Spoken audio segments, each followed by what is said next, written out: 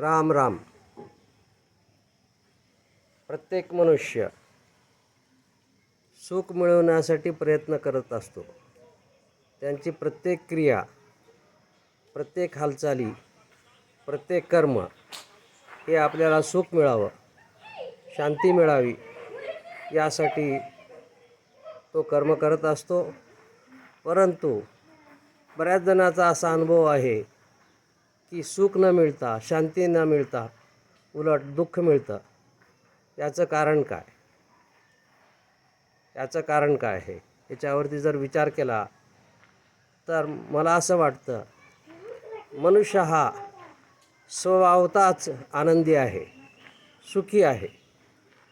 परंतु तो सुख मिळविण्यासाठी प्रयत्न करतो. जरुरी नाही आहे की सुख मिळवण्यासाठी प्रयत्न करावा. तो स्वभावतःच सुखी आहे. आपण परमात्म्याचे अंश आहोत असं शास्त्र सांगतं. मग परमात्मा हा आनंदी आहे, मग आनंद स्वरूप आहे असं परमात्मा म्हणतात. मग आपण पण परमात्म्याचे अंश, पुत्र, आनंद स्वरूपच आहोत. परंतु ह्या आनंद स्वरूप आत्म्यावरती मळवट जडलेलं आहे, ते दूर करायला पाहिजे. माझ्या मताप्रमाणे सुखासाठी प्रयत्न न करता दुःख कसं कमी होईल यासाठी प्रयत्न करावा. प्रत्येकाने मला दुःख का होतं, कशामुळं होतं, काय कारण आहे दुःखाचं.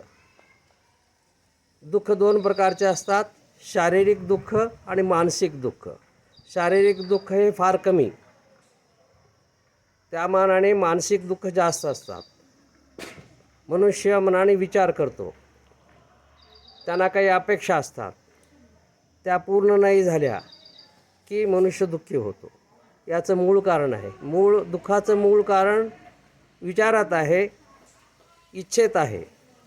आणि इच्छेप्रमाणे, विचाराप्रमाणे मनुष्य कृती करतो आणि त्याप्रमाणे ज्यावेळेस फळ नाही मिळत त्यावेळेस दुःख होतं. म्हणून प्रत्येकाने आपण विचार करावा, माझं दुःख कशामुळं आहे, त्याचं मूळ कारण काय आहे, मी दुःखी काय आहे, ते मूळ कारण शोधावं आणि दुःख कमी करण्याचा प्रयत्न करावा. सुखप्राप्तीसाठी प्रयत्न करू नये.